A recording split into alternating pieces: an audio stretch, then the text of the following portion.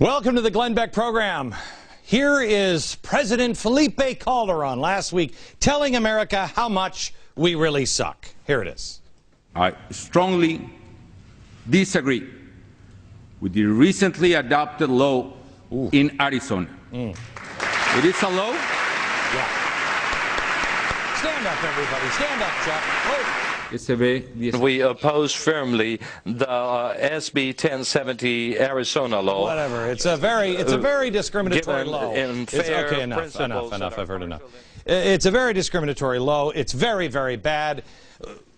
It's much better in Mexico, the way they treat people in Mexico, because if you come to Mexico and you want to work in Mexico, come across the border, you need to be of an economic, social benefit to society. There's number one. You have to be of good character, no criminal record whatsoever. If you violate your visa, you go to prison. It's a felony. You're also banned from interfering with politics. If I went down to Mexico, I'd be banned from interfering in politics, which is weird. I wonder if people can, come together and have a protest on the streets. No, not in Mexico. No, not under Mexican law. And those who aid illegals are sent to prison. Well, thank you for telling us how bad we are, President Felipe Calderon. Beat it. Go home. You work on your own law. We're working ours.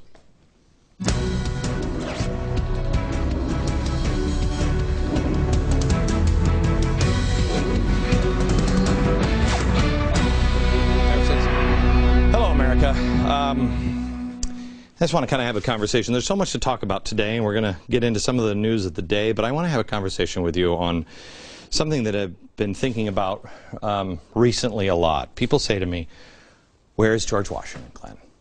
Where is the next leader?" I don't know. I don't know.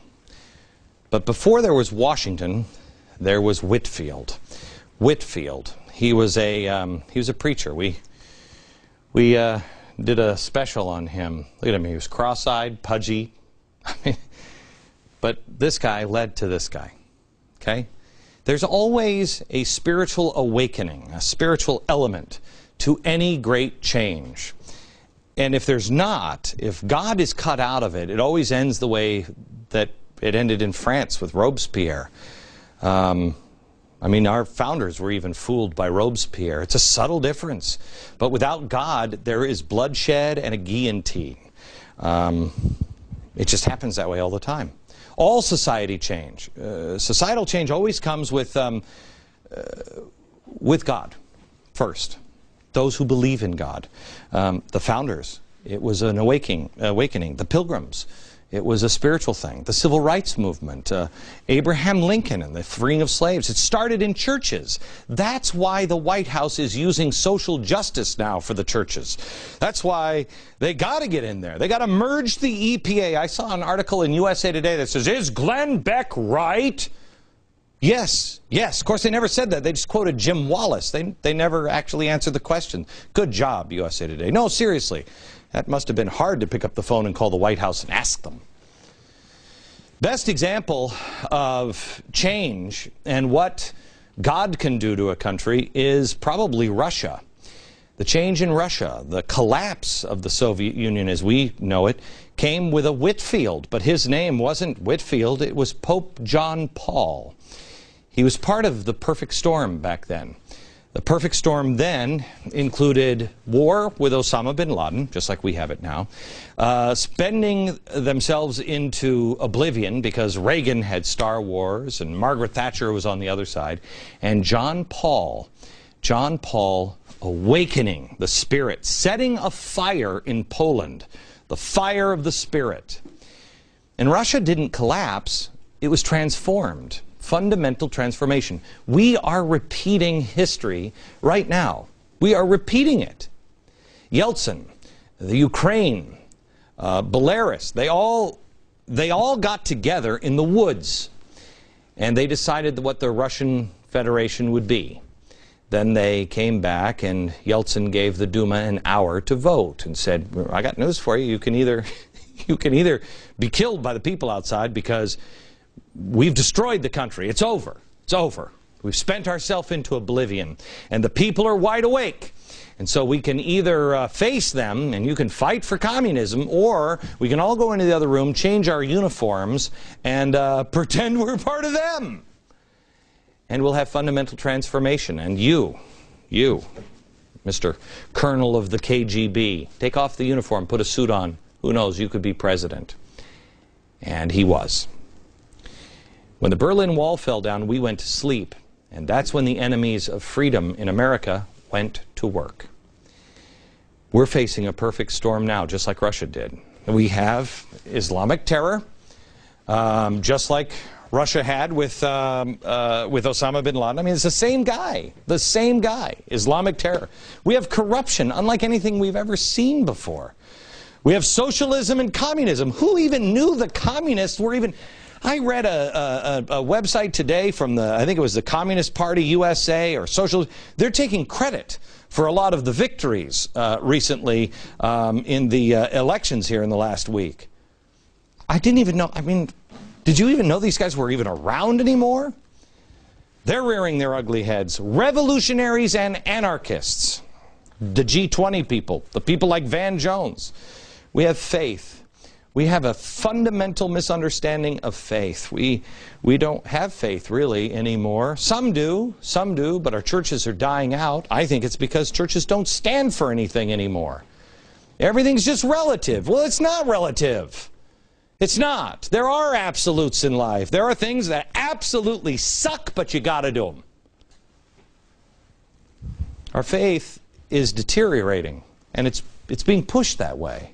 Being pushed by progressives. It was part of their plan. And so we don't go to church anymore.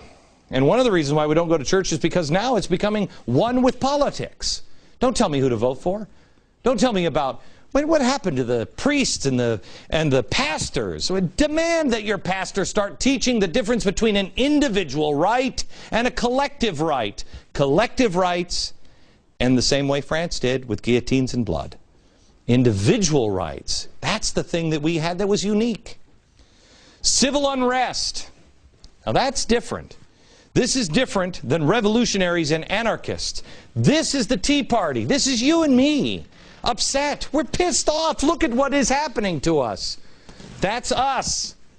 These are the people like SCIU. These are the people that are lighting fires all around the world.